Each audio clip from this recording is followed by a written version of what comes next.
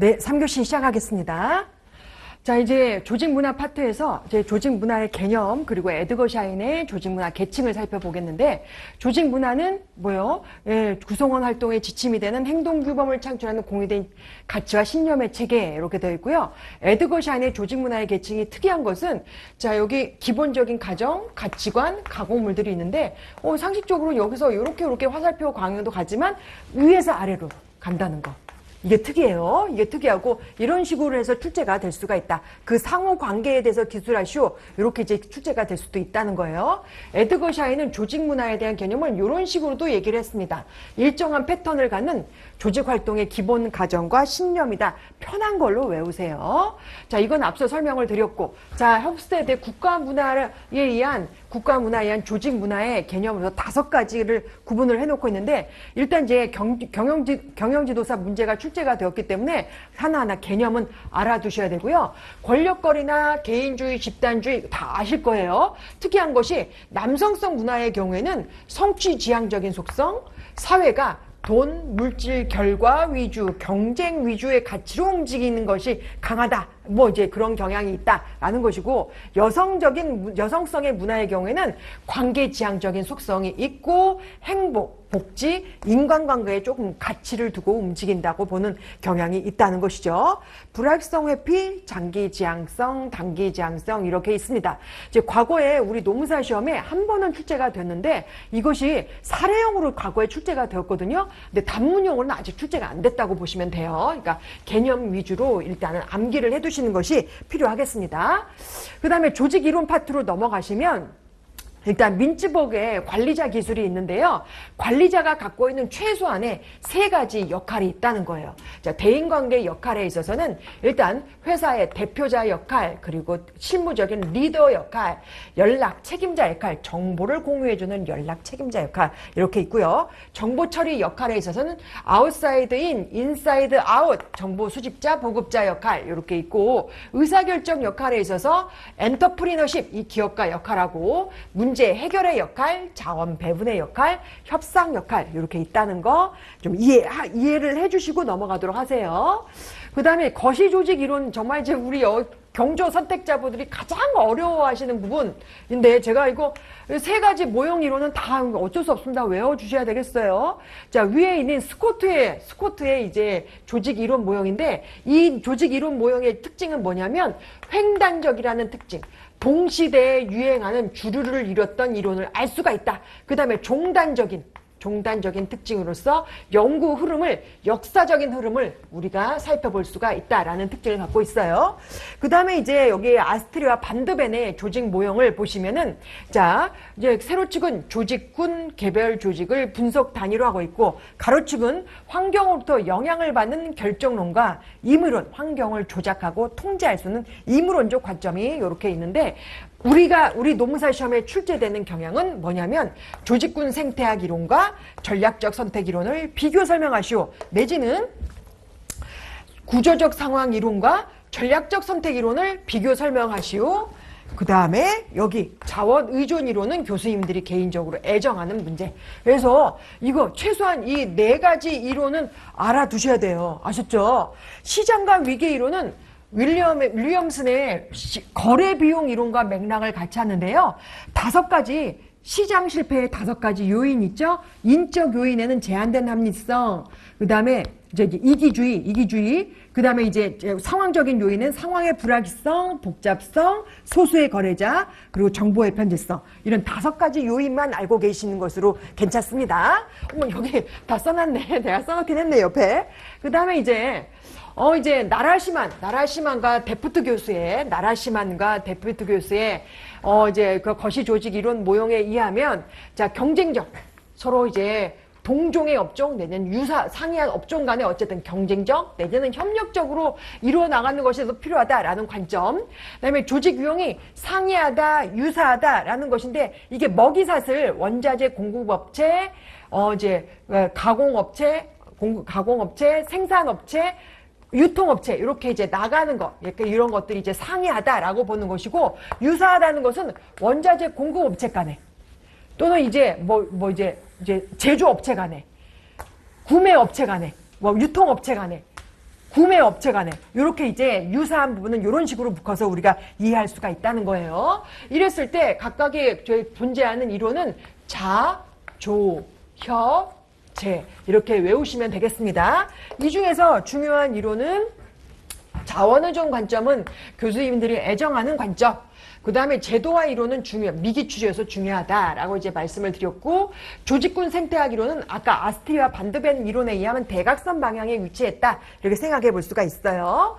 자, 이랬을 때, 자, 이제 전략적 선택 이론 해서 챈들러와 챈들러의 가설과 그로부터 영향을 받은 차일드에 따라 전략적 선택 이론이 나왔고, 상황 요인이 있을 때 경영자의 주관적인 선택과 결정이 기업 전략에 영향을 미치고 조직 구조와 핏이 맞을 때 조직 유연성을 창출한다. 이렇게 생각을 해보시면 되겠죠. 자원 의존 이론은 조직은 환경에 의존할 뿐만 아니라 능동적이고 적극적으로 가능한 한 환경에 대한 의존도를 최소화하기 위해서 자율성과 독립성을 유지하고자 환경에 영향력을 행사하고자 하는 이론이다. 페퍼와 살란식이 이야기를 했죠. 저는 이거 외울 때 이렇게 외웠어요. 조직이 불확실한 환경에 직면하여 이제 환경에 대한 의존도를 최소화시키기 위해서 자율성과 독립성을 유지하고자 영향력을 행사하고자 하는 이론이다. 이렇게 제가 그림으로 저는 그렇게 그려서 외웠어요. 참고해 주세요. 그 다음에 자원 의존과 관련해서는 이 결론적인 부분으로 환경과 우호적인 관계를 유지하는 소극적인 대응 전략, 환경을 직접적으로 통제하는 적극적인 대응 전략 4가지, 자, 위에 6가지, 아래 4가지 이런 전략이 있는데 하나하나 이것이 이제 구체적인 전략이잖아요. 사람이 기업에 소속된 최고 경영자, 사람이 이렇게 환경과 우호적인 관계를 맺고자 하는 행동 전략이에요. 얼마나 교수님들이 애정하는 분야이겠어요? 이런 부분이 이제 교수님들이 대부분 CEO에 대한 코칭의 역할, 코칭 컨설팅을 많이 하는데 이런 전략적인 부분을 많이 옆에서 설명을 많이 해주기 때문에 굉장히 애정하는 파트다라고 이제 이야기를 많이 하고 있는 것입니다. 조직군 생태학 이론 중요해요. 조직군의 생성과 소멸 과정을 설명한 것으로 한남과 프리만 학자 이름, 대표격인 학자 이름 외워주셔야 되겠죠? 4가지 특징. 생물학적 적자 생존해서 다윈의 종의 기원 유래하고 있고, 조직군의 환경 적합에 관심이 있고, 적소라는 것은 특정 영역이에요.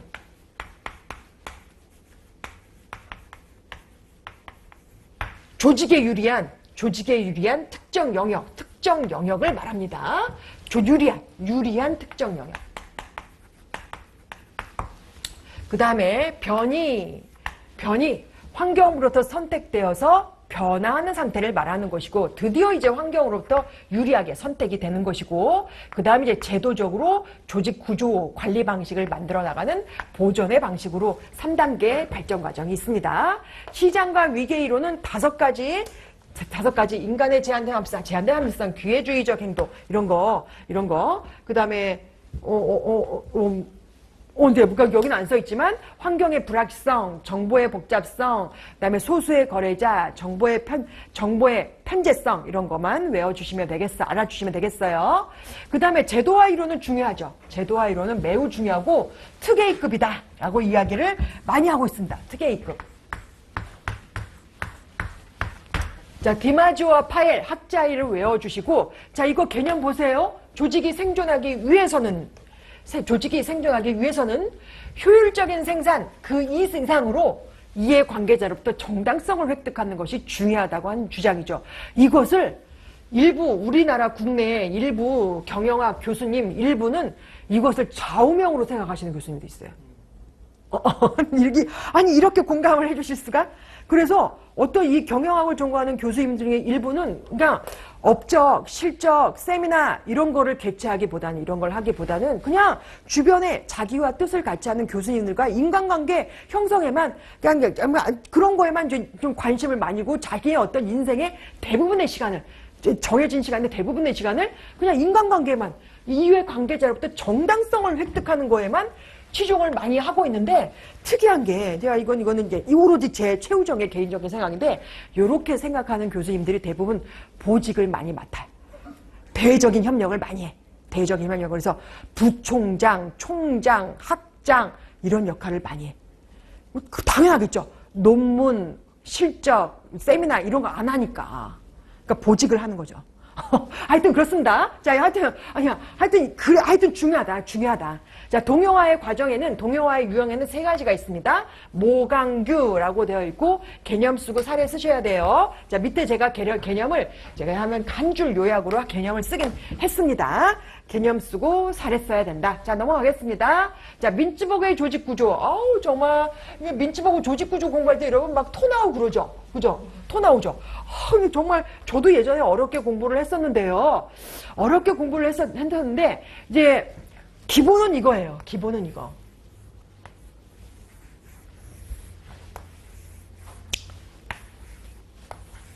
전략 부분, 중간 관리자 부분, 핵심 운영층, 기술 전문가 부분, 지원 스텝 부분. 기본은 이거고요. 각각의 기본 부문별, 각 부문별로 조정 수단, 사례, 물론 개념도 알긴 알아야죠. 그 다음에 순수형. 나타나는, 이쪽으로 강하게 작용했을 경우 순수형 조직구조. 이런 식으로 해서 기본은 여기서 시작을 해서 여러분들이 정리를 해주시는 것이 해주고 시험장에 들어가는 것이 어느 정도 안전한 입지를 확립하는 데 좀 유리하실 것입니다. 자, 이렇게 간단하게 하고 이건 넘어가겠습니다. 자, 종적인 조직 구조의 대표적인 사례는 기능 조직하고 사업 부재 조직 구조가 있는데요. 만약에 이제 기능 조직과 사업 부재 조직 구조가 아직 미기출이기 때문에 중요하고요. 만약에 출제가 된다면 거래 비용 이론에 입각한 기능 조직이 적당한 경우와 사업 부재 조직이 적당한 경우로 나눠서 우리가 서술해야 된다는 측면에서 아마 출제가 될 수도 있겠죠. 자, 이 그림을 제가 간략하게 설명을 해보면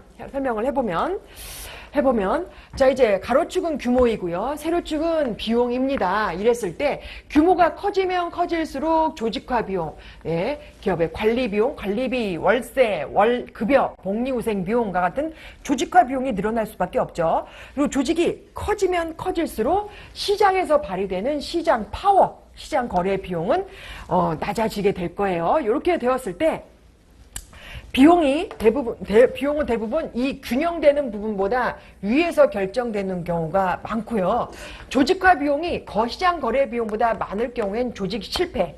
그 다음에 시장 거래 비용이 조직화 비용보다 많을 경우엔 시장 실패라고 부른다는 것이죠. 그런데 조직 실패가 발생되었을 경우에는 사업 부재 조직 구조의 경우에 어떻게 우리가 해결을 볼 것인가, 또는 이제 시장 실패가 일어났을 경우에는 기능 조직일 경우에 어떤 경우에 우리가 생각을 해볼 것인가 라는 것이고, 이런 경우에 내부화 정책, 외부화 정책 이렇게 우리가 생각을 해볼 수가 있다는 거예요. 자, 이랬을 때 기능 부서 내 조정 비용이 저렴한 경우, 기능 부서, 동일한 부서 내에 소속된 구성원들이 코호트 효과에 따라 교육훈련의 효과, 업무 능률의 효율성을 추구할 수 있는 대표적인 경우, 기능 조직의 경우이다 라고 이제 생각을 해볼 수가 있어요. 반면에 기능 간 조정 비용이 저렴하다는 거예요. 기능 간 조정 비용이 저렴하다는 거예요. 그래서 이렇게 이제 사업 부재 조직 구조가 이렇게 있을 때 각각 사업 부재 조직 구조별로 이렇게 각각의 소속 부서별 이렇게 있겠죠. 그런데 삼성 엔지니어링 또는 호텔 신라에 있어서 동일한 부서예요. 마케팅 부서란 말이에요. 마케팅 부서가 이렇게 있습니다. 이렇게 있어요. 마케팅 부서이지만 이렇게 다른 부서, 아니 동일한 소속팀에, 동일한 팀에도 불구하고, 마케팅 부서 소속임에도 불구하고, 다른 사업 부재 조직 구조에 속해져 있기 때문에, 기능 부서 간 조정 비용이 저렴하다. 이렇게 갈라서, 이렇게 생각을 해볼 수가 있다라는 측면에 있어서, 우리가 목차를 구성할 수가 있다는 측면이 있습니다. 참고는 답안 작성 연습 교재를 참고해서 목차 구성을 해주시면 되겠습니다. 그 다음에 이제, 횡적인 조직 구조에는 매트릭스 조직 구조, 팀 조직 구조, 그리고 네트워크 조직 구조 이렇게 중요한 부분을 우리가 찍어줄 수가 있는데요. 그중에 매트릭스 조직 구조는 이렇게 구성되어 있어요. 여기서 이제 특징이 뭐냐면 네, 2명의 상사 시스템 그리고 장점은 기술의 전문성과 제품 라인의 혁신을 동시에 달성할 수 있다. 이런 장점이 있죠. 2명의 상사의 특性, 2명의 상사 시스템의 특징상 갈등 문제가 단점으로 작용할 수가 있다. 조정 문제가 단점으로 작용할 수가 있다. 라고 되어 있고요. 팀 조직 구조는 제가 팀 조직 구조 중요하다는 하고 있는 다른 게 아니에요. 그냥 교수님들이 애정하기 때문에 그렇다라고 되어 있고 라고 제가 설명을 드릴 수가 있고 자 가로축은 존속기간, 세로축은 일상적 업무, 전문적 업무가 있고요. 각각의 4가지 팀이 있죠. 데프트 교수님 교재에, 로빈스 교수님 교재에 실린 4가지 팀이 이렇게 그림 그려져 있고, 예, 팀의 명칭이 이렇게 그려져 있다라고 이제 되어 있습니다. 자, 이번 이제 팀 조직 구조는 간략하게 넘어가고요. 네트워크 조직 구조는 중요합니다. 자, 횡적인 조직 구조의 일환이고요. 업무적인 상호 의존성이 큼에도 불구하고, 자, 여기 높음이에요. 죄송합니다. 여기 높음입니다. 오타 나 있습니다. 오타. 업무적인 상호 의존성이 큼에도 불구하고 자본적으로는 연결되지 않는 조직들이 서로의 자원을 내부 자원처럼 활용하기 위해서 상호 협력적인 관계를 구축하는 조직이다라고 하고 있죠. 이 그림이 김인수 교수님 교재에서 제가 가져온 것이고요. 지주회사라는 건 다른 게 아니에요. 주식회사 LG가 밑에 있는 LG전자의 주식을 소유하고 지주회사격으로 이제 놓여있는 회사의 유형을 말하는 것이에요. 그래서 자본적으로는 연결이 되어 있죠. 투자를 많이 했으니까. 근데 업무적으로는 연결되어 있지 않지만 주식은 갖고 있다. 이렇게 생각하시면 되고요. 엠펌은 사업부재 조직이에요. 사업부재 조직이 업무적으로 연결력도 높고 자본적으로도 연결력이 있는 조직이다라는 것이고 대부분의 국내에 존재하는 대부분의 기업은 시장 거래 관계.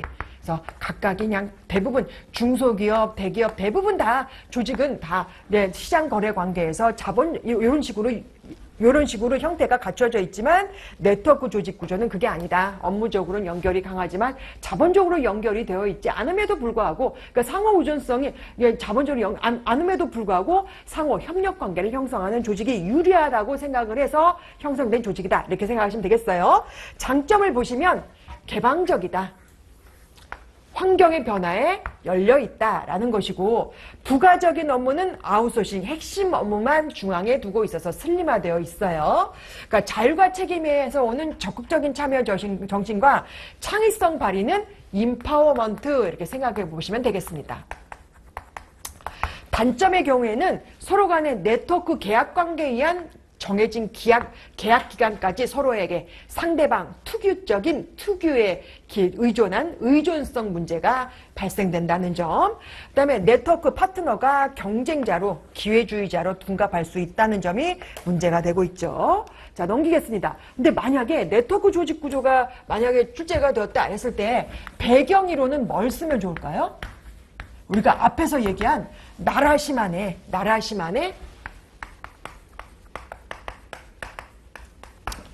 협력적 네트워크 관점. 협력적 네트워크 관점은 개념만 알아두시면 되는데 자, 다시 앞으로 넘겨볼까요? 예.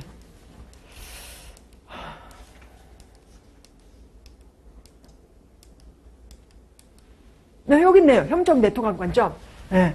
기업이 상이한 종류에서 종사하고 있음에도 불구하고 협력적인 관계를 형성을 해야만 유리하다고 보는 관점을 말하고 있는 것이에요. 자, 이거를 이제 배경이론으로 이제 우리가 갖다가 이제 붙여서 쓸 수가 있어요.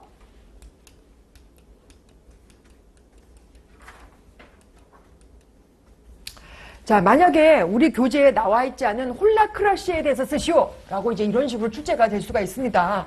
홀라크러쉬. 홀라가 뭐예요? 홀라라고 하는 거는 전체의, 크러쉬는 관료제죠. 관료제 중에 그거죠. 뷰로크러쉬의 크러쉬잖아요. 그죠? 어미잖아요. 그죠? 그러니까 권한의 관료적인 뭐 이런 뜻이에요. 그러니까 권한이 전체에 골고루 분산되어 있다는 뜻이에요. 그러면 에도크러쉬하고 거의 비슷하다 생각하시면 되겠어요. 그래서 권한과 의사결정이 조직 전체에 분배되어 있는 새로운 조직 구조 형태이다. 이렇게 설명해 주시면 되고, 특징은 위계 질서가 존재하지 않다. 구성원들이 관리자 없이 자율적으로 일을 한다. 이런 특징이 있습니다. 장점에는 혁신, 쇄신, 유연성, 수평적, 인파워먼트 이런 특징이 있고, 단점에는 역할 모호성, 비용의 중복, 아주 팀제, 준자율적 작업 집단, 이제 대표적인 단점으로 나열해 주는 거, 대표적인 단점. 아예 그냥 덩어리로 외워주시면 되겠죠. 자, 이렇게 우리가 생각을 해볼 수가 있어요. 그 다음에 조직구조 파트로 들어가시면은, 자, 데프트 교수님 교재에 나와 있는 조직 구조적 차원에는 복직공 전권이 있고요. 이 정도만 여러분들이 알고 계셔도 무방해요. 복잡성이란 조직 내 과업의 분화 정도를 말합니다. 집권하는 조직의 상위층에 명령 지시권 내지는 재량권, 의사결정권이 집중된 정도. 조직의 상위층에 권력이 집중된 정도. 공식화는 조직 내부의 규칙, 규범, 불문율, 이런 것들이 존재하는 정도를 말하는 것이에요. 전문화는 과업에 의한 전문화야. 과업에 의한 전문화. 프로페셔널즘이 아니다. 스페셜리스트. 과업에 의한 전문화. 분업화, 전문화 이런 걸 말하는 것이고요. 권한계층은 이제 이런 걸 말하는 거죠. 위계계층, 권한계층 이런 걸 말하는 것이죠. 주변에 둘러싸인 상황 요인에는 환경, 기술, 규모, 전략, 권력이 있는데 이런 거 이제 연결관계를 얘기한 대표적인 학자가 톰슨과 덩컨은 복잡성과 동태성이란 개념으로 얘기를 했죠. 복잡성이라고 하는 거는 환경 요소의 수를 말하는 것이고, 동태성은 각 환경 요소의 변화 정도를 말합니다. 그 다음에 번스와 스토커는 환경과의 관계에 있어서 기계적 조직 구조가 맞느냐, 유기적인 조직 구조가 맞느냐라고 설명한 학자고요. 톰슨은 기술 핵심 부서가 있는 반면에 각 환경에 경계 역할을 하는 변경 부서, 변경 조직이 있다. 이렇게 얘기한 대표적인 학자예요. 로렌스와 로시는 차별화와 통합으로 각 조직은 각 하위 차원이 이렇게 존재해서 차별화된 업무를 부여하는 차별화가 있고 전체적으로 통합해야 하는 조정수단이 있어줘야 된다라고 해서 플라스틱, 식품, 그다음에 이제 그런 산업을 가지고 연구를 했던 학자가 있습니다. 여기서 이제 중요한 것이 우리 올해 1차 시험에 무슨 문제가 출제가 되었냐면, 자, 변경 조직의 역할 중에 하나로서 톰슨이 얘기한 전략을 두 가지로 우리가 얘기를 할 수가 있는데, 하나는 저도 잠깐 보겠습니다. 완충 전략, 경계 관리 전략. 알겠습니다. 완충 전략, 그다음에 경계 관리 전략이 있어요. 이게 올해 1차 시험에 이게 왔는데 이게 출제가 됐어요. 이 기억을 올해 1차 시험 보신 분들 기억을 하시려는지 아니면 찍었던 거지 둘 중에 하나 이거 할 것 같은데, 자, 완충 전략은 조직의 경계에 존재하는 이 경계 부서들이 변경 조직들이 해야 되는 역할이에요. 해야 되는 역할을 4가지로 얘기를 하고 있어요. 첫 번째, 규격화.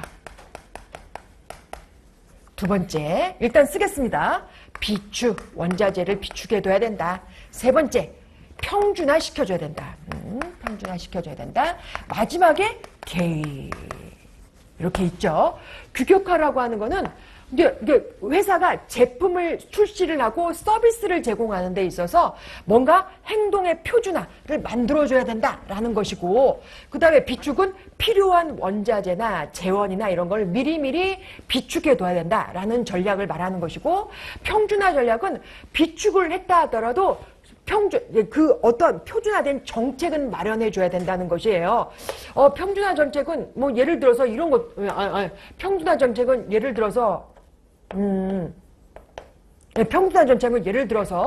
이게 너무 많은 뭐 원자재 비축이나 원자재 공급이나 내지는 구매를 했다라고 했을 때, 이제 예상보다 더 많이 비축을 했다고 해서 그것이 회사에 유리하게 돌아가진 않는다는 거죠. 언제나 필요한 만큼만 평균을 위주로 해서 예상보다 많은 업무 수주를 받았다 하면 일정량 더 많이 비축을 해놓거나, 아니면 이제 업무 수주량이 예상보다 적었다 했을 때는 평균을 기준으로 한 조금 더 낮은 수준을 비축을 해놓거나 해서 평준화 수준은 기준을 마련해 둬야 된다라는 전략이고, 그게 뭐 당연한 것이죠. 경계관리 전략에는 세 가지로 얘기를 해줘야 되는데, 일단 경계관리 역할자가 있습니다. 경계관리 역할자는 대부분 사장, 부사장, 임원, 그 다음에 판매자, 마케팅 부서자, 마케팅 일원, 마케팅 부서 일원, 마케팅 부서, 영업팀 부서, 뭐 이런 사람들이에요. 그러니까 고객과 긴밀하게 접촉을 하는 사람들이거나, 아니면 R&D 부서, 과학기술 발전과 긴밀한 연결 관계를 구축해야 되는 부서이거나, 이런 사람들이 이제 경계관리 역할을 해야 되는 사람들이고, 자, 구체적인 전략을 설명을 하면 아웃사이드 인, 인사이드 아웃, 정보 전달, 정보 보급, 외부로부터 필요한 정보를 보급하거나 우리 회사에 맞게 정보를 재구축해서 외부로 전달을 하거나, 그 다음에 마지막으로는 경계 수축, 경계 확장.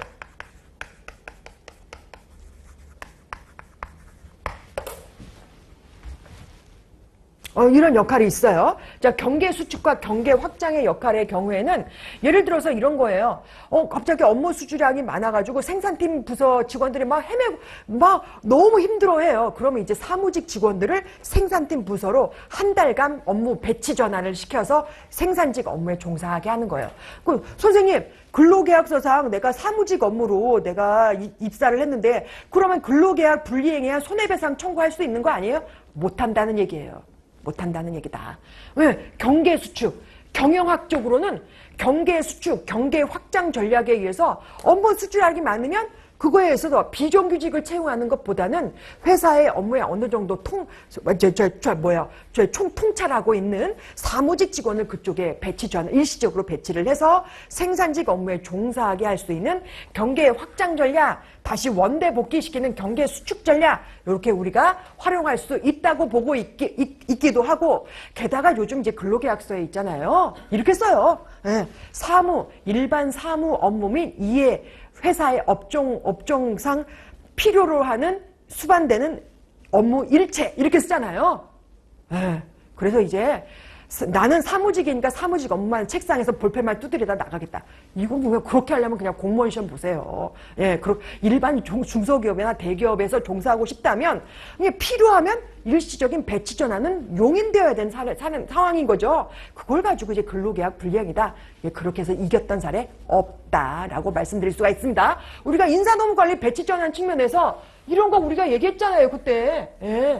예, 업무량에 따라 생산직 업무가 많으면 적기도 하고 성수기, 비수기 있는데, 인사 배치 업무에 따라 이에 따라 인력의 수급을 이렇게 조정하기도 한다. 이게 이제 배치 전환에 일환해서 목적별 배치 전환이다. 이런 것도 우리가 배웠잖아요. 근데 이게 또 갑자기 사건으로 들어가니까 되게 열받네. 열이 또. 이제 하여튼 이런 게 있는데, 제가 이제 평준화 전략에서 제가 사례를 다시 한번 들어보도록 하겠습니다. 핸드폰 매장에서 새로운 신규 핸드폰을 출시를 하는데, 이제 어울리버드들이 막 물릴듯이 매장 앞으로 줄 서 있을 것을 대비해서 번호표를 미리 준다는 거예요. 하루에 50개씩 번호표를 줍니다. 그래서 평준화시켜요. 하루 50개 하루에 50개씩 신제품 핸드폰을 어울리버드들에게 판매를 하는 평준화 전략을 활용한다. 완충 전략의 일환이다. 제가 이렇게 좀 사례를 바꿔서 설명을 해봤어요. 자, 그 다음에 이제 넘어가도록 하겠습니다. 네, 조직 구조적 측면에 있어서 우드워드는 기술과 조직 구조의 관계를 단대장해서 단위 생산 기술, 대량 생산 기술, 장치 생산 기술, 이렇게 이제 이야기를 하고 있고요. 여기서 이제 중요한 것이 복잡성의 개념이죠. 복잡성과 예측 가능성의 수준에 따라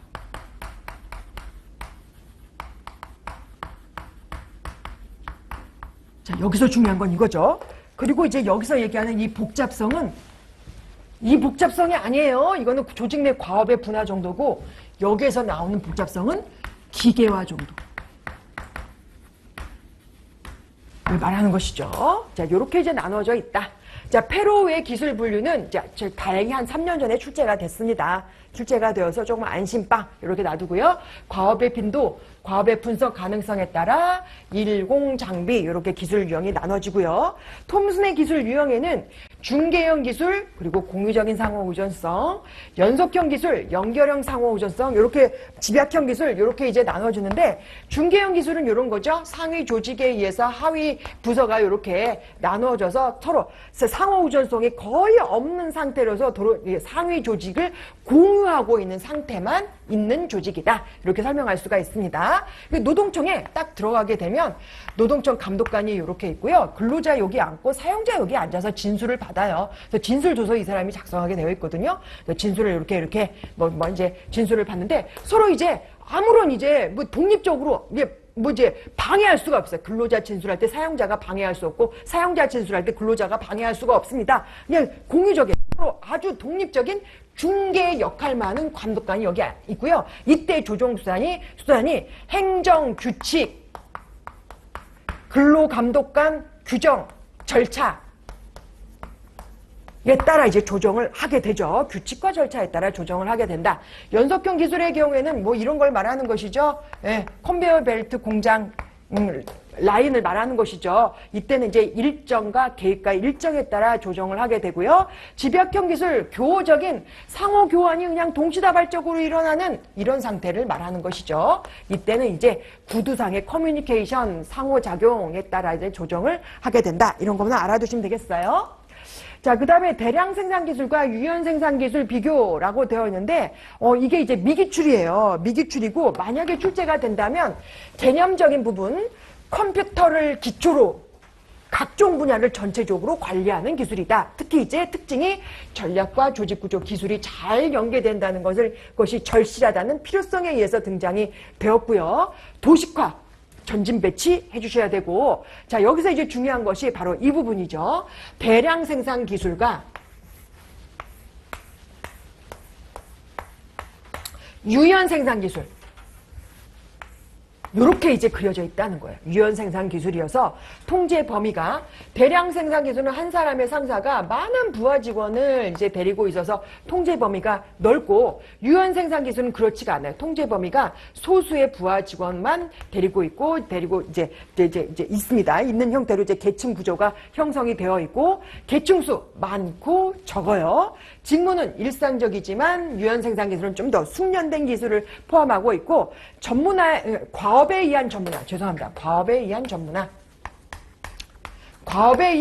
테일러의 과학적 과업 관리에 의한 과업에 의한 전문화의 경우에는 과업에 의한 전문화, 분업화 이런 경우에는 대량 생산 기술은 높지만 유연 생산 기술은 낮다는 것입니다. 왜냐하면 조금 더 유연 생산 기술은 원래 경력을 갖고 있는 기술 종사자라든지 학위를 갖고 있는 사람들이라든지 이기 때문에 조금 프로페셔널해요. 그래서 과업에 의한 전문화 정도가 낮다라는 특징을 갖고 있고요. 의사결정은 유연 생산 기술로 좀 분권화되어 있고 유기적인 조직 구조의 특징을 갖고 있죠.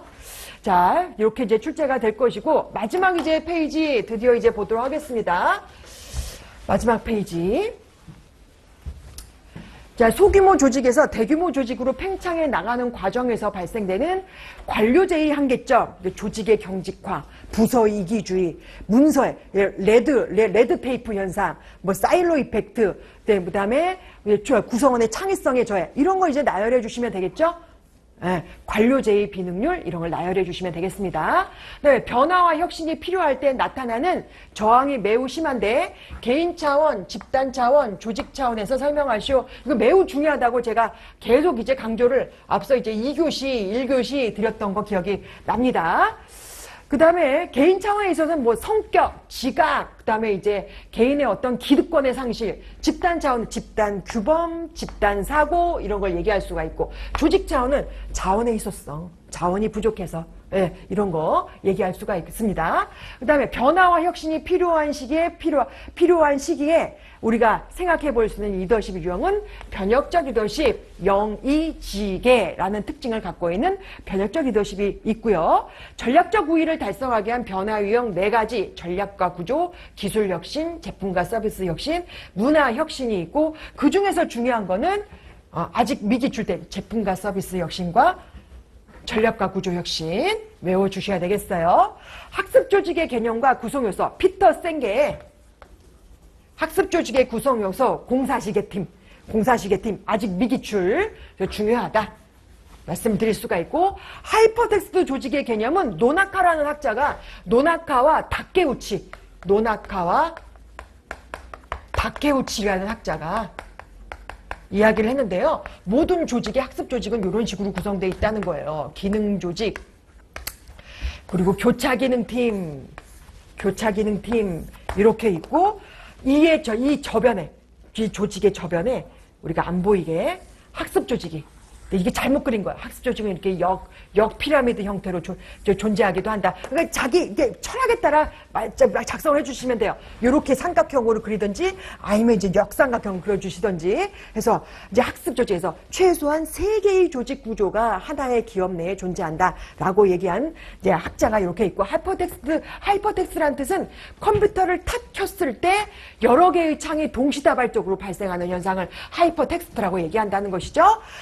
커트르윤의 세력장 이론에 의한 3단계는 해빙, 변화, 재동결이 있고, 코터의 8단계에 따른 연결관계, 4단계, 3단계, 1단계, 요 좀 이제 알뜰살뜰 좀 챙겨주시기 바랍니다.